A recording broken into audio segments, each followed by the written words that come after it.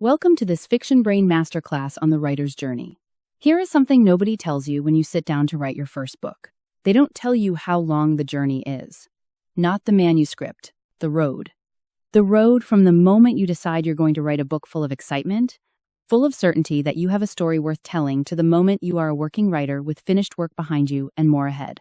That road is longer than you think, more demanding than you expect, and more survivable than it looks from the beginning if you know what you're actually signing up for. That is what this masterclass is about.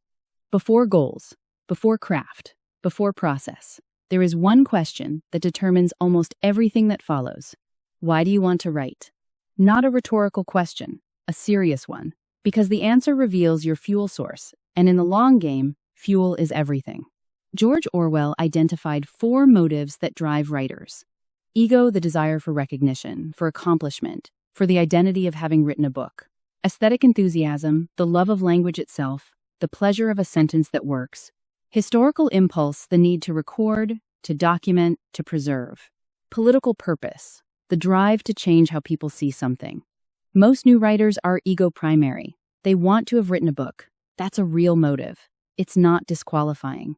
But ego alone never survives the actual process, because the process is not about the finished object. It is about the desk. Every day, whether the work comes easily or not. The writers who last are driven by something underneath the ego, a story they cannot not tell, an aesthetic hunger, a need to understand something through the act of writing it. Now write your answer down. Be honest. It will tell you more about your long game than any goal-setting exercise. There is a category of ignorance more dangerous than knowing nothing. Not knowing what you don't know.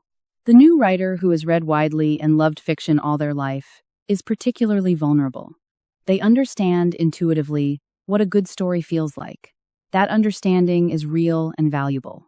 It is also completely different from the knowledge required to produce one.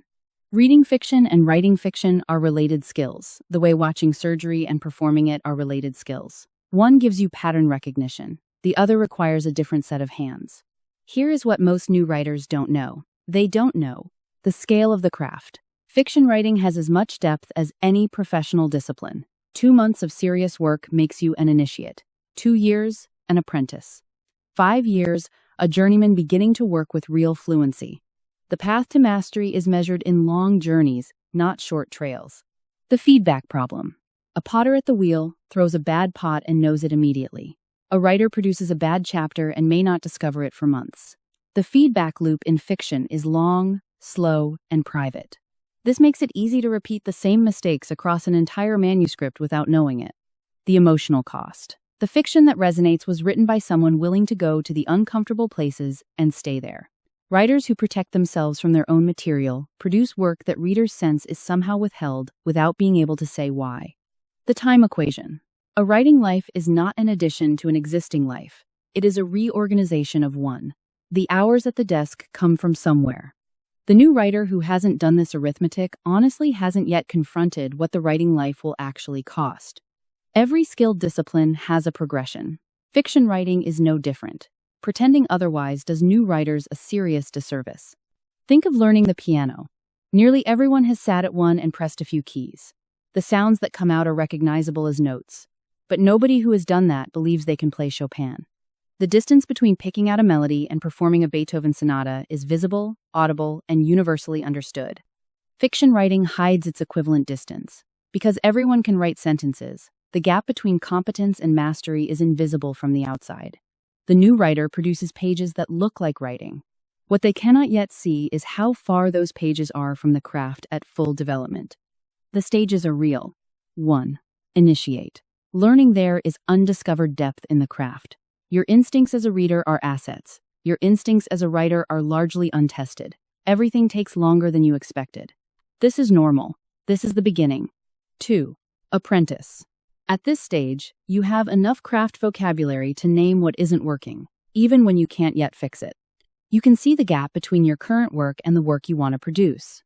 That visibility is progress, even when it feels like regression. 3. Journeyman. The crafting is becoming reliable. Your instincts are beginning to be trustworthy. You are no longer surprised by your failures in the same ways. 4. Master craftsperson. The craft is internalized. You are working from earned authority. You are still learning. You will always be learning. But the learning now happens at a level of sophistication the initiate cannot yet access. There is no shortcut between these stages. There is only the work, accumulated across time. Every writer encounters discouragement. The writers who last are not the ones who never feel it. They are the ones who recognize it, name it accurately, and keep working anyway. The sources are predictable. Knowing them in advance makes them survivable. Comparing your work to masters of the craft, the most corrosive form of discouragement. You are holding your beginning up against someone's 20th year of serious work, their 10th novel. Decades of failure and revision and hard-won mastery. You are not seeing their beginning. Every master craftsperson was once exactly where you are. None of them arrived any other way. Early feedback that lands wrong. The first honest critique can be devastating for a writer who arrived expecting encouragement. What they don't yet understand, critique is not rejection. It is the feedback loop that makes improvement possible. The group that pushes back is more valuable than the one that applauds. The gap between taste and ability. Ira Glass described this precisely. Your taste develops faster than your skill. For a period, often a long one, you can see exactly how short your work is falling. This is not evidence you lack talent. It is evidence your taste is working. The writers who close the gap keep producing work despite the discomfort of knowing it isn't there yet. The silence after submission. Waiting. Non-response. Form rejections.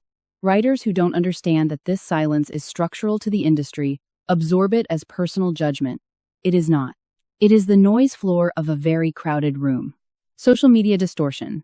Writers performing success online deal announcements, cover reveals, sales figures create a false picture of what a normal writing life looks like. You are seeing the highlight reel of outliers. You do not see the years before the deal. The manuscripts that didn't sell. The careers that stalled. Stop measuring your interior life against someone else's public performance. Once you have answered the readiness questions honestly and accepted the scale of the craft ladder, you can build the infrastructure that makes a writing life possible. Realistic goals. A goal without a behavior attached to it is a wish. I want to finish a novel this year is a wish. I will write 500 words every morning before work, 6 days a week is a goal. 3 kinds of goals that work. Milestone goals. Finish the first chapter. Finish the first act. Complete the first draft. Visible markers on a journey that can otherwise feel endless. Metric goals. Words per session, sessions per week, quantifiable and trackable. The daily metric removes the question, did I do enough? The answer is yes or no. Behavior goals. Show up at the desk at the same time. Write before you revise. Finish the scene before you assess it. These are habits. Habits are the engine of the long game. One caution. Do not set goals around outcomes you cannot control. Finishing the manuscript is controllable. Publication is not.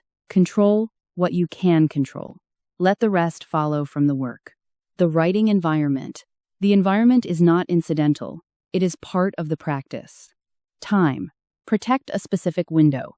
The same time, most days. The brain learns to enter a creative state when it encounters consistent conditions. Place. A dedicated space, even a corner of a room, signals to the brain that this is where the work happens. Distraction. The phone is not a minor inconvenience. It is a structural threat. A writer who checks their phone every 20 minutes is not writing. They are spending 20-minute intervals failing to get into the work before interrupting it again. Know your process.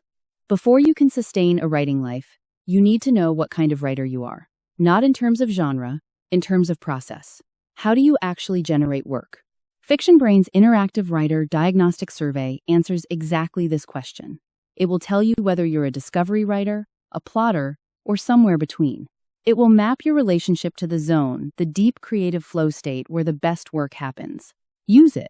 The writer who tries to force themselves into a process that doesn't fit their psychology spends enormous energy fighting their own nature instead of writing. The solitary territory. A writing life is a journey into a specific kind of interior country. You will encounter other travelers, writing groups, critique partners, editors, readers, they matter. But the core of the work is solitary. The hours at the desk are yours alone. The story exists first in your head, and the translation of what's in your head onto the page is work no one can do for you, and no one can watch you do. This is not a problem to be solved. It is the nature of the territory. Writers who are genuinely comfortable in their own interior, who can spend hours alone with their thoughts and find that generative rather than uncomfortable, have a structural advantage that no amount of craft instruction can substitute for. If extended solitude depletes you, the writing life will ask you to do something every day that costs more than it gives back. That arithmetic eventually fails. E.L. Doctorow described it precisely. Writing a novel is like driving a car at night. You can only see as far as your headlights, but you can make the whole trip that way. What he didn't say, but every working writer knows, you have to be willing to get in the car every day, whether the road is clear or not. Using AI in the early writing life. AI is now part of the new writer's toolkit, whether the new writer has thought about it or not. The question is not whether to use it. The question is where it belongs in the development of a writing life. The honest answer: AI is most useful to a writer who already has enough craft to direct it. A new writer who uses AI to generate prose before they have developed their own voice is not accelerating their learning. They are bypassing it.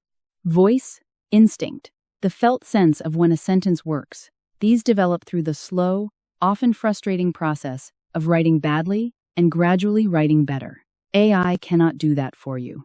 Where AI is genuinely valuable: craft education, story structure, character psychology, scene construction, pacing on demand, tailored to your genre and project. Fiction Brain's Ask Mike is built for exactly this. Brainstorming partner. When you're stuck on a plot problem, a character decision, a scene that won't come, AI generates possibilities without replacing your judgment about which ones belong. Diagnostic feedback. AI can read a draft and identify structural problems, pacing issues, places where the scene isn't landing without the social awkwardness of asking a friend. Research support. Background, historical detail, genre conventions faster than any other tool available. What AI cannot do: write your story. It can produce sentences. It cannot produce your voice, your specific emotional truth, your particular way of seeing the world.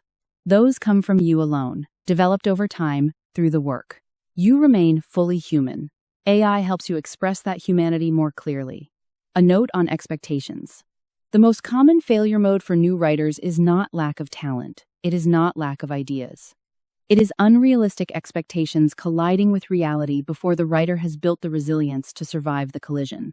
The first draft is supposed to be imperfect. Stephen King. Your first draft is you telling yourself the story. Get it done. Then you can be a writer. The path is longer than you think, and it is yours. Comparison to other writers, their pace, their output, their apparent success, is the enemy of the long game. You are not on their road. The craft gets better. Every stage of the journey, if you are paying attention and doing the work, produces a writer who can do things the earlier version couldn't. That growth is real and cumulative. Showing up is most of it. Zadie Smith. The writers I know who stopped writing didn't run out of ideas. They ran out of protected time. Protect the time. Show up at the desk. The work will not always be good. Show up anyway.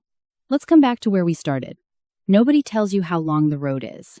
They don't tell you about the days when the words don't come. They don't tell you about the chapter you'll rewrite 4 times and still not get right. They don't tell you about the feedback that stings, the silence that follows submission, the long stretches when progress is invisible, and you have to take on faith that the work is building something. Here is what they also don't tell you. The desk becomes yours. The hours become yours. The story, the one only you can tell, in the voice only you have, from the particular angle on the world that no one else occupies. That story exists because you showed up for it. The road is long. The map is incomplete. That is not a problem. It is the whole point. The Power Tool. The companion Power Tool on fictionbrain.com maps every section of this masterclass in full detail. The complete readiness inventory. The craft ladder in depth. All 5 sources of discouragement. The full foundation framework, including the writer diagnostic survey. And the solitary territory section, with its honest account of what the writing life actually demands day to day. Use it as a working reference. Return to it when the road gets hard. The tools are there for exactly that moment. Now go write.